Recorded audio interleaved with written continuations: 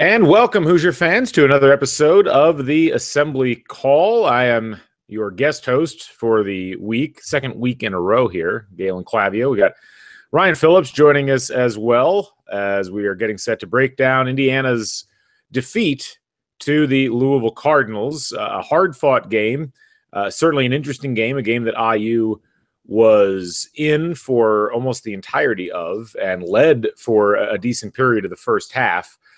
But the Hoosiers just unable to come up with enough at the end to make it happen. They end up losing 71-62. It was a closer game than that, and we'll get into all of that and just kind of talk about what happened with this team and why they ended up on the short end of the stick on the road against the Cardinals.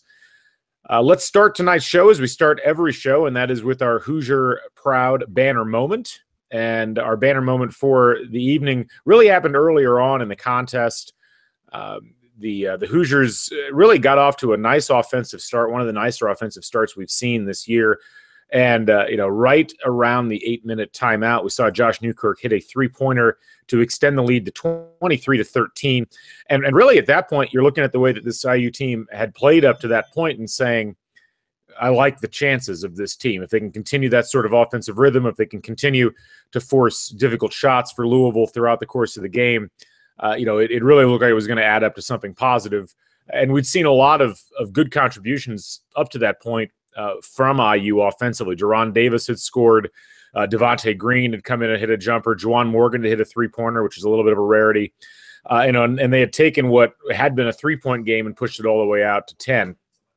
And, really at that point, I thought it was probably the most optimistic we got all game. So that is your Hoosier Proud banner moment. And our banner moment, as always, is brought to you by our friends at Hoosier Proud, an Indiana-based T-shirt and apparel company that is by Hoosiers and for Hoosiers. So why should you check out the website HoosierProud.com? Well, 3 good reasons for you. Number one, their designs. Hoosier Proud has officially licensed IU gear, as well as a bunch of really cool and interesting designs that are inspired by unique elements of the Hoosier State. Plus, they are the official provider of our Assembly Call logo T-shirts. You should pick yourself up one of those. Number 2, philanthropy. This is a very philanthropic company. Hoosier Proud donates a portion of their revenue from their T-shirt sales to specific Indiana-based charities. And the number 3 reason to visit HoosierProud.com, their generosity. As an Assembly Call listener, you get 15% off of your entire order. Just use the promo code ASSEMBLY at checkout. Go ahead and check them out at HoosierProud.com.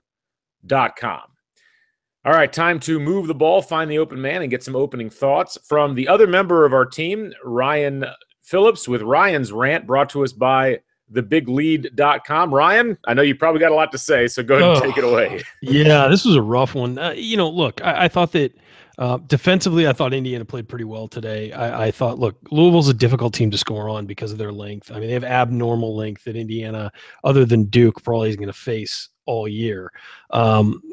So I think they've got those 2 out of the way, which thank God.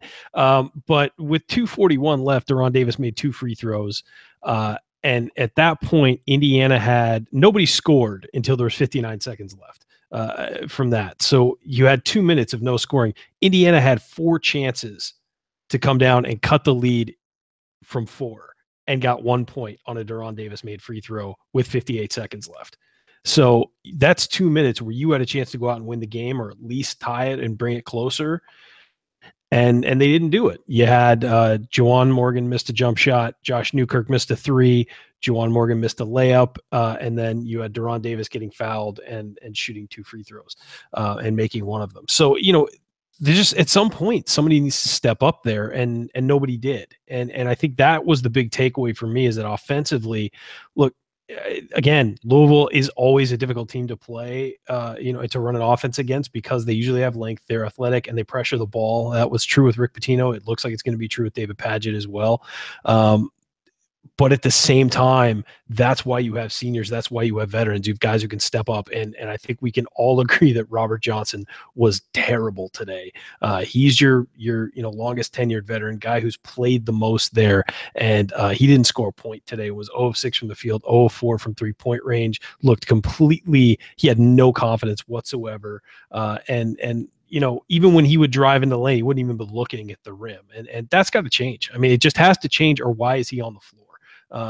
I know he plays good defense, and he did play pretty well today defensively, but at the same time, you've got to be able, I mean, he's essentially right today. He played like the reverse James Blackman Jr., where, James would give you a lot on the offensive end and nothing defensively. Well, that makes you a nothing. I mean, that essentially evens you out as a player. And Rob did the same thing, just the opposite way today. And so I think that, that was the most disheartening part. At the same token, I thought Josh Newkirk, for the most part, picked up and played pretty well. I know he turned the ball over 4 times, but a couple of those were trying to force something because nothing was going on offense, and there was nothing there. But I appreciated his hustle and at least trying to make something happen. He shot a lot of threes. A couple of those were late in the clock when nobody else was open. But at the same time, I thought his hustle on both ends of the floor was a positive. So there's my balance, is that, that's one senior trying to step up. He's just not as talented as some of the other guys on the floor. But I think that Robert Johnson really needs to get better. This team's going to struggle. I mean, they need his scoring. They need his outside shooting, and it's clearly not there. Yeah, I mean, if you look at Johnson's stat line, you mentioned it, over 6 from the field, over 4 from 3, no assists, 1 turnover, 35 minutes. This was the guy that played the most minutes of anybody for this IU team. And look, I mean, he certainly has had his defenders, and certainly there have been some criticisms of him that, have been probably unfair. But sure. Yeah. This is it's a confidence thing a lot of the time right now. It's not a skill thing, there's a lot of confidence going on. It's kind of confidence problems going on. I agree with that, but I guess the issue is in this sort of a game, you're on the road, you're playing a top 25 caliber opponent. This is where you have to step up. The issue is not, okay, if you don't have confidence in your shot, fine. Find other ways. At least draw the defense so that you can get your teammates good shots, at least 100%. Be able to make the extra pass, to have no assists through 35 minutes and to have taken 6 shots. I mean, it's just baffling to me that he's not able to contribute more than he was able to contribute in this game. And it's inexcusable. You're right. Yeah. And so, look, I mean, and I don't know what the answer is at this point, because ultimately Robert Johnson, he does provide defense. He is, probably the most tenured player on this team. And Archie Miller has been pretty consistent in the way that he's doled out minutes so far, where Robert Johnson's going to get over 30 minutes over almost every game. Josh Newkirk's going to get over 30 minutes. And as you mentioned, at least Josh Newkirk was trying things. He took some ill-advised shots. He ended up 2 for 8 from 3, but he was at least penetrating. He was looking for his teammates. He had some pretty good dishes there in the second half. He was able to get some things going offensively, and you just saw none of that from Robert Johnson. Even when he would try to penetrate the lane, he would oftentimes get checked early and then look like he didn't know what to do with the ball. Pull back out No, with him, I think if you're not making your shots and you're Robert Johnson, you got to get it to the rim. You got to get to the rim, and you got to turn the corner. And, a lot of times you'll see guys, and we've talked about this on the assembly call before, is you see guys dribble towards the top of the key and sort of just kind of do a little curve around the top of the key and then pass it away to another perimeter guy. You got to turn the corner. I mean, at some point, or else that dribbling doesn't do anything, because they know you're not going to go into the lane.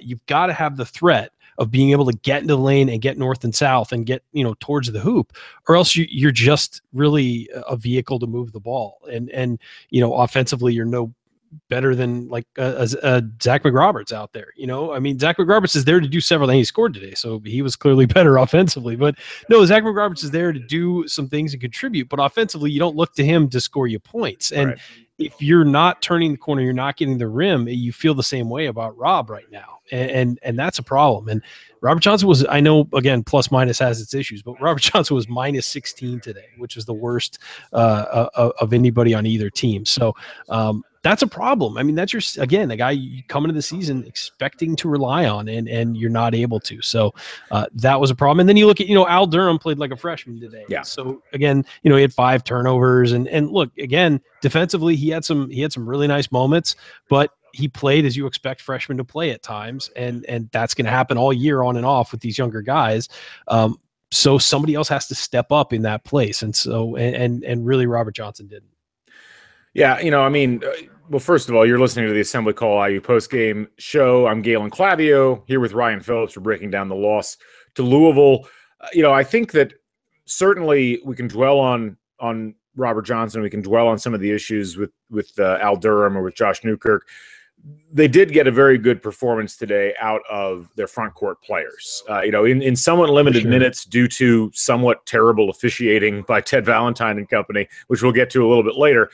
Juwan Morgan in only 23 minutes, 17 points, 9 rebounds. He was 7 for 12 from the floor.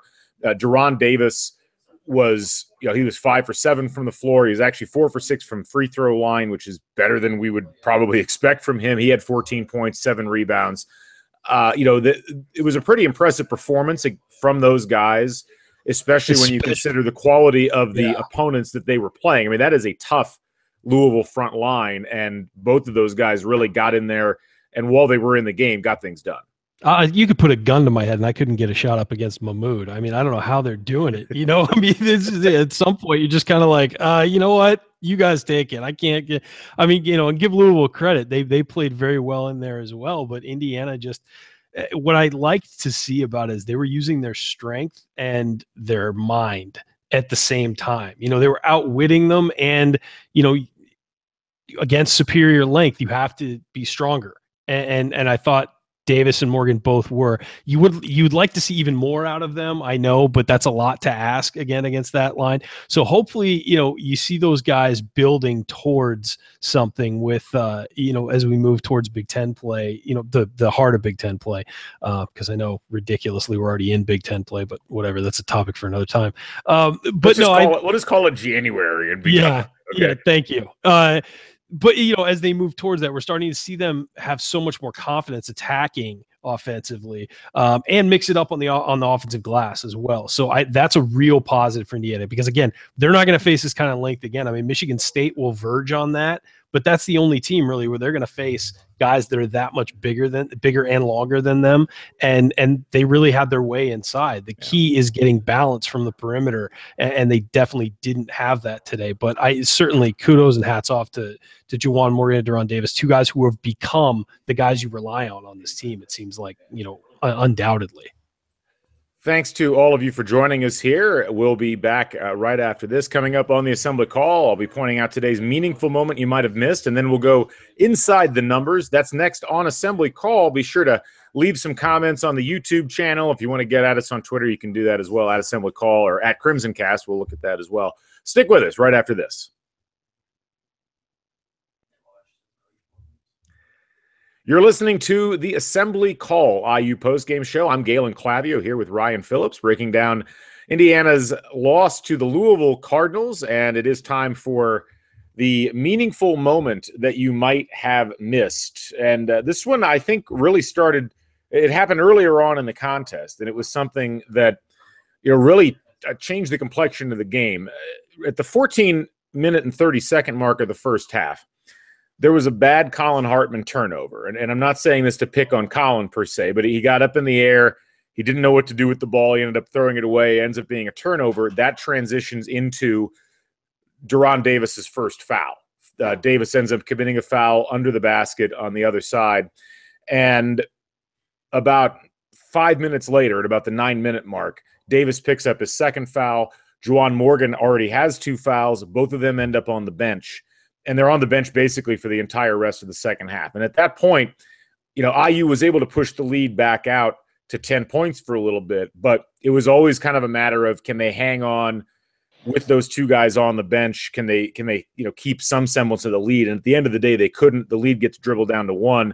And ultimately, Ryan, they lost the momentum that they'd had in that early stage by the fact that both of those guys were on the bench during that time period. It's just interesting. It's like and we've talked about this before with this IU team, their defense is so dependent on their offense executing well. I mean, even if it's a well-timed shot that misses, at least that gives them a chance to get back. But when they have turnovers or when they have bad shots, it always tends to lead to something bad. And at this case, that one foul at the 14:30 mark ends up leading to, what ended up happening really in the entire second portion of the first half.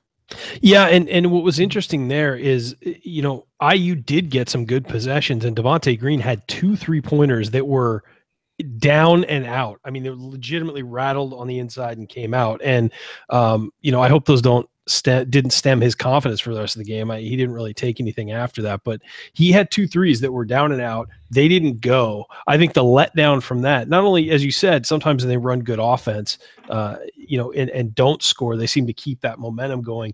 But it seemed like then, Louisville came down, got a couple threes, which they hadn't hit all game, and really closed the lead right there. And they're not a good 3-point shooting team, but they have a couple guys who can hit. And those, I think was it Williams who hit the 2 threes there to cut it closer. And so it was sort of a confluence of bad things. It's those fouls, and they were able. I was surprised how well Indiana was able to hang on with Morgan and Davis on the bench.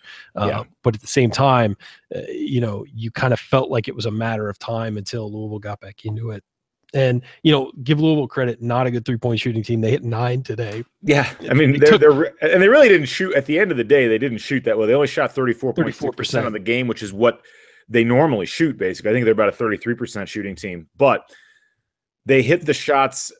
Shooting percentage is always a weird statistic because it doesn't tell you how important the shots are as they're going in. And those threes that they hit in the first half were backbreaking from a momentum standpoint because they kept bringing it closer and closer to a tie game. And really that kind of set the scene for the second half. Yeah. And I agree with that. And then, right off the front foot in the second half for Indiana, you're playing, a different game than you were for most of the first half, where you had about a 10 to, like a 6 to 10 point lead. You're immediately, Louisville comes in and scores right away and you're behind, so it really does change the whole tenor of the game. It's interesting watching this Indiana team because look, they had 15 turnovers today. You expected that number was going to be higher against Louisville than it had been against the recent games they played, where they've been averaging about 9. But I think that some of those turnovers came in such bad situations that it affected the team more. Then I think that, okay, well, you got 6 more turnovers than you usually get. Okay, whatever. This was because Louisville had 12. So it wasn't like they were so far ahead of the other team and just throwing the ball all over the court. I thought that this was kind of the way the game went, but some of those turnovers were just backbreakers. You felt like, and it was a lot of it, frankly, was who the turnovers were coming from. Yeah. I mean, if you look at the breakdown on turnovers, you had, Al Durham had 5, Josh Newkirk had 4, and, nobody else had more than 2, but Hartman had 2, McRoberts had 2. They almost always seemed to be in situations where Louisville was either able to capitalize immediately offensively, or it just was kind of a backbreaker on a possession that looked like it was going to turn into something better. That's what I think it was, is that things weren't going badly and then there'd be a turnover, and Newkirk is, as I've defended him here, he was handling the ball so much that it didn't seem like he turned the ball over that much, honestly. Right. Because of how much he had. The Al Durham ones was just totally a guy trying to do way too much. He'd get into the lane and just lose the ball. And you're going to get that with a freshman. I mean, it's the idea that Al Durham was going to go through this whole season with a sub 10% turnover rate, it wasn't going to happen. No, of course not. And Justin Smith too looked overwhelmed by the competition today. And again, that's going to happen. He's a freshman. I thought that at times when he was in the game, he looked very confident and looked like he belonged. And then at times he looked like he was completely overwhelmed by it. And freshman, it's going to happen. If you're not a lottery pick, and a lot of people want guys to come in and be Marvin Bagley and just dominate from get one. I mean, the number of guys who do that in college basketball is so small that you have to just have a realization that not everybody's a first round, and not everyone's a lottery pick, and not everyone's going to come in and play like a lottery pick. So these guys need to develop. They need time on the floor. And you're seeing it doesn't always take 1 year. It sometimes takes 2 for these guys to really get where they're going. And you're seeing that with a guy like Devontae Green going through some growing pains this year as well. But I think that in the end, I mean, I know it's a loss and we're all upset, but in the end, there are positives to take away from the game, specifically the way they played defensively for most of the game, considering, how much bigger Louisville was, how much more talented Louisville is. I thought they really hung in there. But offensively, yeah, the perimeter, it needs to get better. There just has to be somebody you can rely on out there consistently, and it doesn't seem like there is right now. A few stats for you from the game of note. IU was actually trending above a point per possession for most of the contest, and their offense just absolutely died off at the end. So they ended up with an offensive efficiency of 94.5. Louisville ended up at 106.6. And that was boosted late too, I think, from them. It was, yeah. I mean, it kind of got away from them a little later on. The turnover rate for IU about 23%, for Louisville 18%. Both teams rebounded exactly the same. They had the same offensive and defensive rebounding percentages, which against a team like Louisville, I wouldn't have guessed. Particularly when you went 9 minutes without having either of your two top post players on the floor. Well, and I think that's the kind of thing where if you told us before the game that the rebounding battle would be even, you'd think Indiana be in the game. Yeah. And they were. I mean, but that was, certainly I think a surprise. And you could tell the ESPN guys, Billis and Shulman were surprised at how well Indiana was rebounding against that length. IU also shot 53% from inside the arc, a pretty good percentage. That was actually better than Louisville shot on the game. And again, the three-point shooting just let them down, 21.7%. on the contest, and that's as promising as it looked. They were shooting 40.5%, I think, at halftime, and and that was after missing a few late too. So they were right up for a while. Yeah. So anyway, it's statistically speaking, it was a close game. I mean, it was not a game where Louisville dominated really in any individual category, but just a couple of plays here and there kind of added up as time went by. Coming up on the Assembly Call, we'll continue our breakdown of Indiana's loss versus Louisville, and we'll be talking about some surprise contributions from a bench player for IU that continues to get minutes, perhaps more so than we thought that he would this year. That and more next, along with Ryan Phillips. I'm Galen Clavio. You're watching the Assembly Call. Stick with us. You're listening to the Assembly Call IU postgame show. Catch us live immediately following every IU basketball game and every Thursday night on our YouTube channel. That is youtube.com/assemblycall. You can also view all of our live broadcasts right on the homepage at assemblycall.com. I'm Galen Clavio from Crimson Cast. Good to be joining you folks. You can catch me on Twitter, either at Crimson Cast sometimes or at Dr. GC all of the time. I'm here with Ryan Phillips, who is Rumors and Rants on Twitter. We're breaking down Indiana's loss against the Louisville Cardinals down in it's not Freedom Hall anymore. It's the Yum Center, but it doesn't matter because they lost the game. Let's talk a little bit about Zach McRoberts, Ryan. This is a guy who started the season and wasn't anywhere in the rotation. It really looked like he wasn't getting minutes at all this season, and you could kind of understand why from the perspective of Archie Miller. He's looking at guys that, he can contribute for years to come. This did not seem like a guy who was going to necessarily be able to do that, but he ends up coming in. He plays 15 minutes today, scores a point or a couple of points, gets a couple of rebounds, has 3 steals on the game, really, made a lot of impressive plays. And, he continues to make it hard to not put him into the games just because he really does fill that kind of glue guy sort of mold in terms of just going out there and getting a lot of the dirty work done that needs to get done. Yeah, I mean, honestly, it's at one point I thought he was one of the 5 best players on the floor for Indiana and should have stayed in the game. I know he's not used to playing more than that and probably doesn't have the game shape to do that. But, he came in and he mixed it up and he changed the game and he was where he was supposed to be, doing what he was supposed to do. And, again, you said it, he's making it hard to keep him off the floor. He was a -3, but he was on the floor at the end when Louisville was stretching it out. So he was probably a plus player until the end of the game. Again, plus minus has its flaws. Let's not all rely on that because Al Durham was a +2 today and he really turned the ball over 5 times. It was not his usual self. Just use the stats how you want to use them. Yeah, you know what? I'll make him say what I want to say. Yeah. But McRoberts was, God, I wanted that 3 to go that he shot to go down so badly. I mean, like, you just felt like reward the kid with a 3. Look, if he could knock down an outside shot every once in a while, he would be a much more valuable player, certainly. And he would be, a guy who you're talking about being the second guy off the bench, maybe. Because he is out there. He pulls in offensive rebounds. He goes, as you said, 3 steals today just from playing aggressive defense and not being cowed by the competition. And he's just a guy who mixes it up and is in there and changes the way the team plays when he's on the floor. And that's the best compliment you can give a guy. If they change the way they play into a positive, that's the best compliment you can give a guy. Same compliments you're giving Colin Hartman. I mean, the team usually plays better when he's on the floor. And that's, it's not about points. It's not about stats. It's just about, is the team better when this guy's on the floor? And quite frankly, that's what it comes down to in basketball is, is the team better when you're on the floor? That, is the, sort of the litmus test of whether or not you should be playing. And, I think that a perfect example, and I know I bring him up a lot, but James Blackman Jr.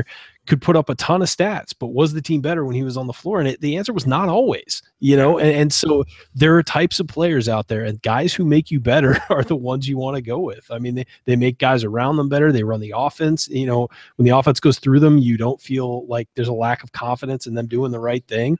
I think another guy who does that is Devontae Green.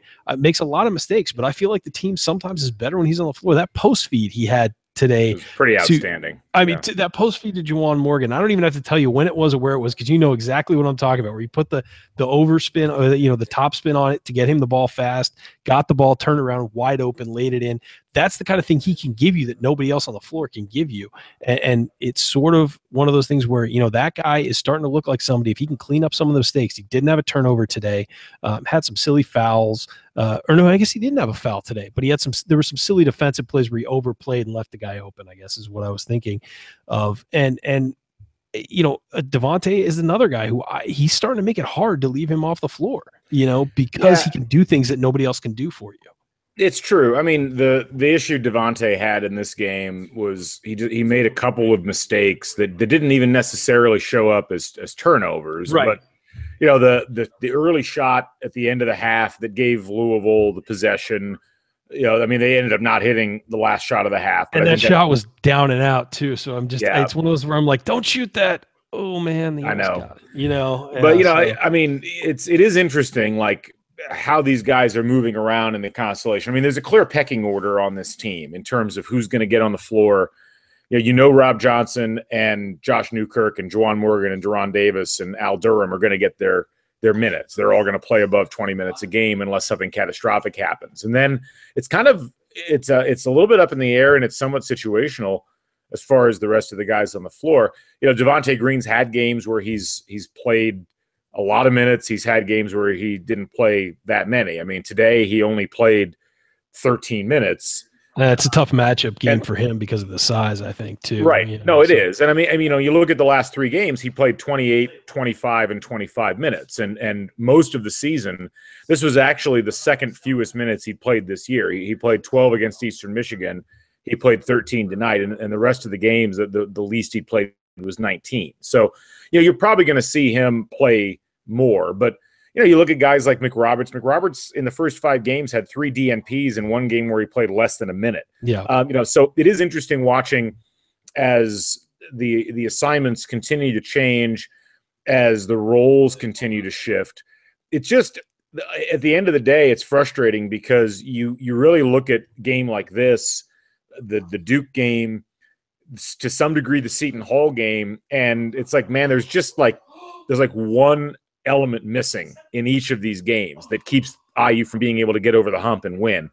And it's like, where does that element end up coming from? Is it on this bench, or are they just going to eternally be like one element short of being able to pull off these sorts of victories? And that's something we're probably not going to find out until midway through the Big Ten season, but it's been frustrating for a lot of people. I know it's been frustrating for me because, you have a game like today where you're in it, and And you don't feel like you played badly, but you're just right. missing something. I agree. You're just missing something. Yeah. And to some degree, I mean, the part of the issue is Juwan Morgan and Deron Davis get in foul trouble, and you have to play Freddie McSwain for 9 minutes, basically. And, McSwain had that nice dunk, but he also had a couple of just absolutely botched defensive assignments. He had a couple of really bad poor box outs defensively. You get the Devontae Green mess ups on occasion. You get the Zach McRoberts where he just can't hit shots. And it's like, man, there's just these little flaws that keep creeping in to the way that IU is playing games. And it's those lost minutes basically that end up accruing at the end of these games and keeping IU from winning them at this point. And I think we knew that to some degree coming in. It's still frustrating to have to watch it because you like the players, you like the effort, you like what they're trying to do. They're just not quite able to get to the point where they can execute fully and get the victory sealed up. Yeah, I'm with you. I think that there's an element or two missing from this team that would put it over the top. And I think if you had a guy who was a knockdown shooter, I think that would change the face of the offense. I really do. And even if you had a guy who could hit 40% consistently, you really change the way that you can shape your offense and the way you can build it, from the inside out. And in lieu of having, you need a guy who can get to the hoop consistently. And Indiana has not shown that. They've seen it at times. You see it with Newkirk can get to the hoop, but a lot of times he's looking to pass more than he's looking to lay it up, which that gets frustrating after a while. Of course. Yeah. And Robert Johnson showed early in the year that he was willing to mix it up inside and go do that. And as the competition has gotten better, he's kind of shied away from it. And I think that again, another thing that needs to change. I mean, there just needs to be someone stepping up and saying, hey, you know what? There's a flaw here. I need to fill it. I need to be the guy that can finish at the rim or that can at least get the defense moving. And you saw it a lot today. And Billis and Schulman, I think, pointed out great offensively. There just wasn't a lot of movement because nobody was going north and south. It was all going side to side. And we saw that a lot last year. And look, against a team, as we'll say it again, against a team with that much length, it's really hard to mix it up inside. It is, but at some point you got to take the chance and do it, go in, try and draw a foul. Maybe you don't get your shot off, but draw a foul, put them in the defense in situations it doesn't want to be in and continue to put pressure on the defense. Even if you're not able to finish, even if you're not able to hit a shot, at least you're getting them to work. And it didn't seem like for long stretches, Indiana really wasn't getting Louisville to work at all. Coming up on the final segment of the assembly call, we're going to hand out our game balls, look ahead to Indiana's next opponent, and then deliver final thoughts on Indiana's loss to the Louisville Cardinals in last call. That is next here on the assembly call. Stick with us. You're listening to the Assembly Call IU Postgame Show. I'm Galen Clavio here with Ryan Phillips, wrapping up our breakdown of Indiana's loss versus Louisville. Before we get to game balls, Ryan, quickly, I wanted to touch on the officiating from this game. I don't want to really dwell on it too much because I don't think IU lost because of the officiating. No. Man, you want to talk about, the idea that you wouldn't have a crew that could consistently call a game on an ESPN game that a lot of people are watching. I've never quite understood how that works in college basketball, but this crew, pretty veteran crew. I mean, Ted Valentine's on the crew, Mike Eads is on the crew. That doesn't make it good. I'm not. I'm saying it should make it good. It's just amazing to me. Like touch fouls, I think you mentioned this on Twitter, touch foul, one possession is a call, and then guys getting elbowed in the face on the next possession and nothing's getting called. And it went both ways. It was definitely not an anti-Indiana thing. Yeah. It's frustrating as a fan watching a game like that. The fouls were 17 for Indiana, 16 for Louisville. Indiana shot 19 free throws, Louisville shot 14. So this didn't change the game. It's just frustrating as a fan to watch where, you have two guards who are going for a ball, kind of bump each other a little bit, doesn't change the play at all. Boom, foul. Guy goes up for a shot and has three guys hanging off of him. No call. I mean, it just decide what's important to you, and I don't care if you call every touch foul in the book. I would be annoyed, but I get it, because the freedom of movement rules and all that stuff. It's like, if you call every single one, fine. But if you're going to call three one way and then the rest of the game another way. Like, find some consistency. It's annoying. And I think that it should go back to this. And I think I'm going to write a piece on this on the Big Lead because it's driving me nuts. Is, look, if the foul doesn't change the play, don't call it. If two guys, if a guard is dribbling and a defender kind of, gets in his way but doesn't necessarily block him from doing anything, doesn't knock the ball away, why are you calling a foul? Yeah. The guy still has the basketball. Basketball is a contact sport. People are going to make contact. You cannot call every little thing.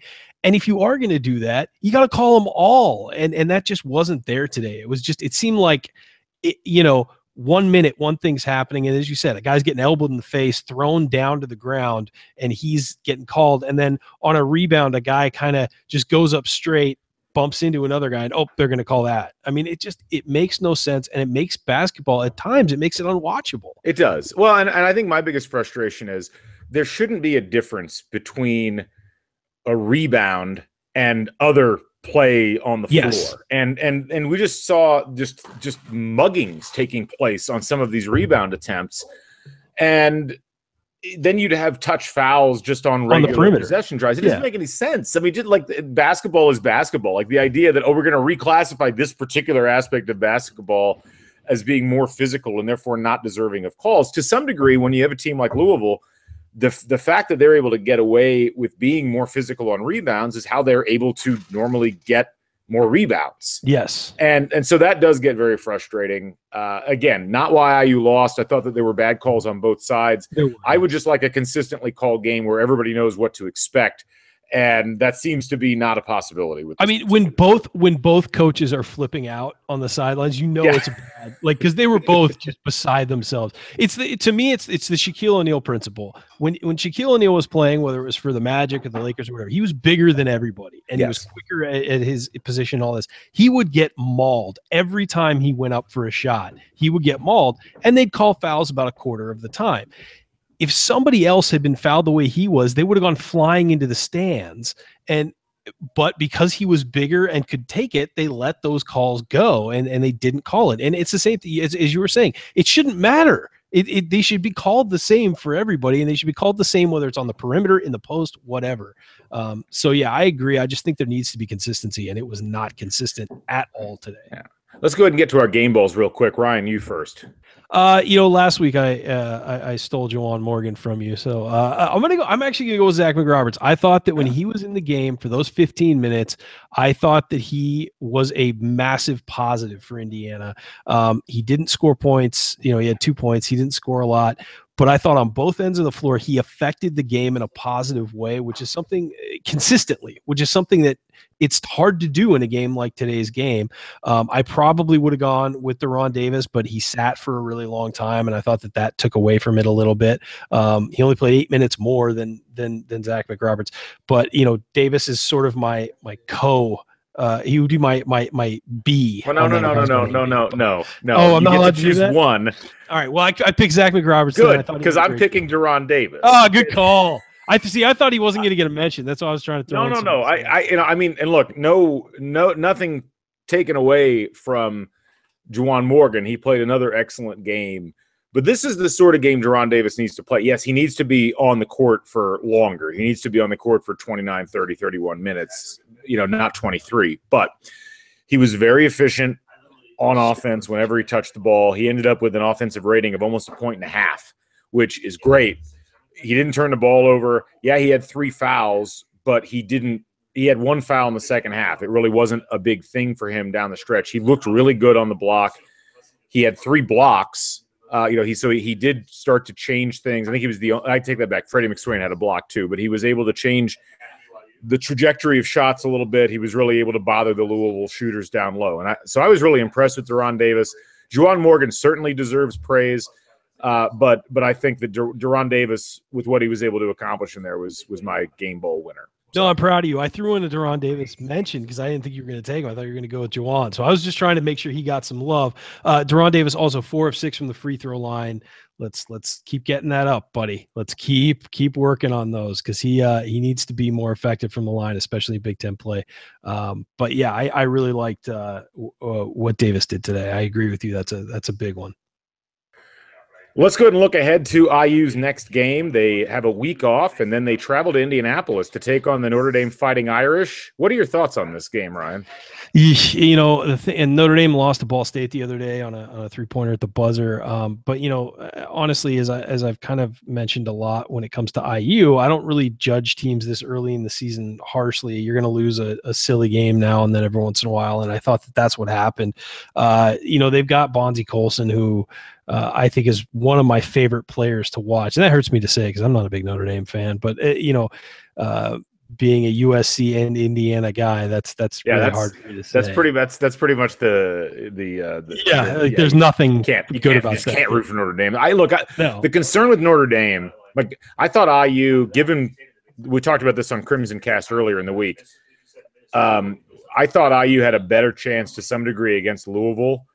I agree, because Louisville shoots so poorly from 3-point range, and Notre Dame shoots very well from 3-point range. Now, I will say that I think IU can fare better in the post against Notre Dame than they can against Louisville.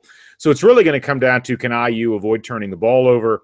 Can they get decent perimeter defense so that they hold Notre Dame under 40% from three? And can they compensate for that with Morgan and Davis and whoever else kind of feasting in the post? That's going to be the big question. I'm curious how the Bankers Life Fieldhouse crowd affects things. There aren't going to be a lot of Notre Dame basketball fans there because there aren't a lot of Notre Dame basketball fans, period. So there should be a decent home crowd advantage in what is nominally a neutral court game. Will that matter? I mean, it's hard to say. I mean, Notre Dame lost at home to Ball State, but then they won the Maui Invitational when they had nobody there. So I don't really know what to make out of this game. It's certainly not a game that IU is predetermined to lose, but it's, I think, a tough one for IU because that is a pretty good Notre Dame team. And it's a veteran team in a lot of ways too. They've got some good veterans. I saw them in person in Maui, and they had a great comeback to beat Wichita State to win that. Matt Farrell, the point guard, is a very well-rounded player. He's only shooting 37% from three this year, which is low for him. As I say, well, for him, I would kill to shoot 37% from three at this point. TJ Gibbs is a guy who's really stepped up for them as well on the perimeter. He's hitting 52% of his 3-point shots. He had a couple of huge games in Maui. Bonzie Colson that I mentioned, I think he's one of my favorite players in the country. I love watching that guy play. He's 6'5", has like a 7'2" wingspan, can go inside out. He's not shooting great from the perimeter this year, but he's still averaging 19.6 and 9 rebounds. I mean, so he's just a guy who sort of does everything.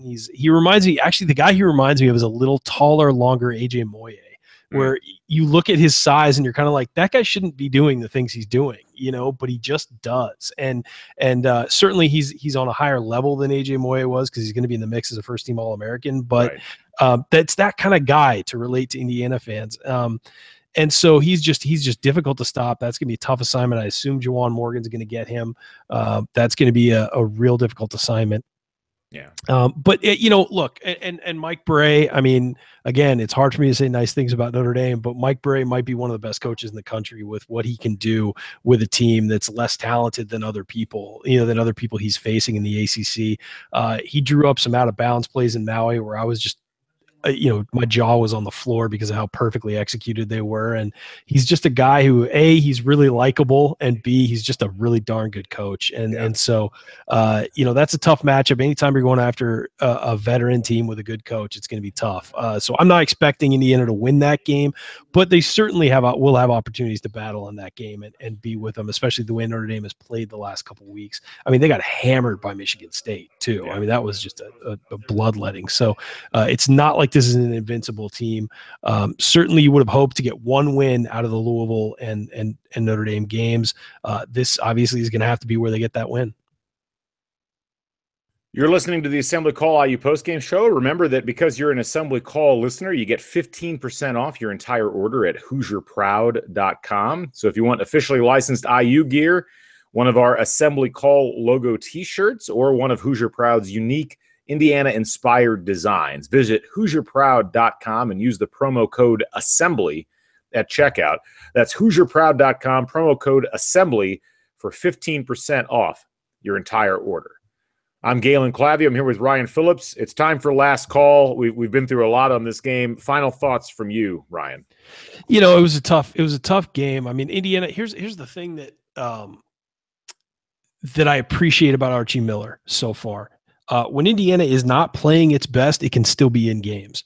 And you felt like the last couple of years, and I don't like crapping on the old regime or anything like that, and I try not to mention it, but you can see the difference is that when those teams didn't play particularly well, they were out of games, or they didn't necessarily get blown out, but you just never felt like they could win. This is a game for most of it until those last four possessions, that 4-possession stretch where they only got 1 point. You felt like Indiana really had a chance to win it and really had a chance to be in it. And again, this is a top 25 level caliber Louisville team. So I'm really starting to appreciate what Archie Miller brings, because it's the toughness on defense that we knew would be there, but also the team believes it can win, and its team hustles and plays its tail off even when it's not playing well. You know, it doesn't affect everything else. When they only score 62 points on offense, you don't see them completely fall apart, and they battle and they fight. And that's something that, you know, we saw against Duke. That team was just straight up outmanned. And they outworked Duke, and they believed they could win, and they pushed and pressured and were able to stay in it. And you're starting to see that sustained against, you know, every week. And so, you know, look, they may not end this season with the best record, but this is a team that's going to be in a lot of games it probably doesn't deserve to be in, talent wise, and it's going to push, and they're going to prod, they're going to do whatever they can, scratch and claw, and be in games. And I think you're starting to see that. So think about what happens when you get more talent in there and you get guys that fit the system better. Think about what that can project to with an Archie Miller team, because if you've got the talent and you're fighting, it's going to be very difficult to beat you. Yeah, and I mean, I'll kind of pick up on that a little bit. I just think this team's got to hit shots. I'm tired of the excuses when it comes to the offense. Agreed. I mean, yeah. They were over 12 from 3, and a lot of those were open looks. They just didn't hit any of them. And, you know, if you're going to get play out of Juwan Morgan and Deron Davis down low to the caliber that you got in this sort of a game against a front line that is probably the toughest you're going to play all season, with maybe the exception of Michigan State, you got to hit your shots. And, you know, I think that the real story right now for this IU team is whether it's a confidence issue on offense or whether it's just an inability on offense. They are constantly stuck in this rut. And we saw it for long stretches of the second half, where time after time there just wasn't a confidence that they were going to hit shots. They didn't seem to know what they were supposed to do when they had the basketball, other than try to get it down low. And, you know, the more you do that, the more the defense collapses on the post, and the harder it is for those guys to get the space they need to do their work. And the fact that Davis and Morgan were as successful as they were, I think, is a testament to their abilities. But Johnson, Newkirk, you know, Durham, Green, those guys have got to start hitting shots. They've got to be more effective on the floor if this team's going to have any shot at even getting to the NIT. I mean, you know, at this point, yes, it's a rebuilding year.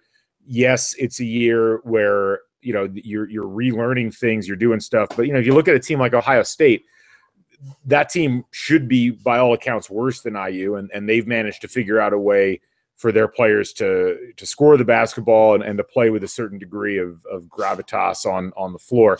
There's just got to be more, and I think it has to start with the seniors. And we talked about it at the beginning.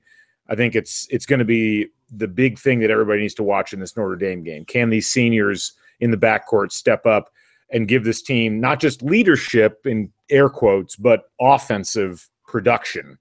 Because without that, I think that this team is going to continue to struggle in games like this down the stretch. So anyway, you know, certainly a lot to like in this contest for IU, but the take home at the end of the day is that in a game that was winnable, they left it on the table. And it's something that, you know, you're not going to look back at the end of the year and say, oh gosh, I can't believe we lost to Louisville on the road. But in the moment, when you're within 5 with a couple of minutes left, you know, that's when winning time is happening. And right now, doesn't seem to be a lot of people able to step up and take care of business. So hopefully that changes. I think that it's fair and right to have faith in the coaching staff to be able to continue to try to get these guys to realize that they can do it. And it'll be an interesting process to watch, and we'll get a chance to do so as they play Notre Dame coming up next week at Bankers Life Fieldhouse. That'll do it for this edition of the Assembly Call IU Postgame Show. Remember that our live broadcasts are immediately following every IU game, and they're always available on our homepage at assemblycall.com and on the YouTube channel, which is youtube.com/assemblycall. You can always catch up on demand anytime with our podcast. Just search Assembly Call wherever you listen to podcasts. Don't forget to go to assemblycall.com/join so you can sign up for the free email newsletter. Thanks to all of you for listening. Thank you, Ryan Phillips, for hanging with me for another hour after the game here. Thank you, Galen Clavio. You've been a great co-host for the last couple of weeks. It's been fun. I hope to come back and do it again at some point here soon.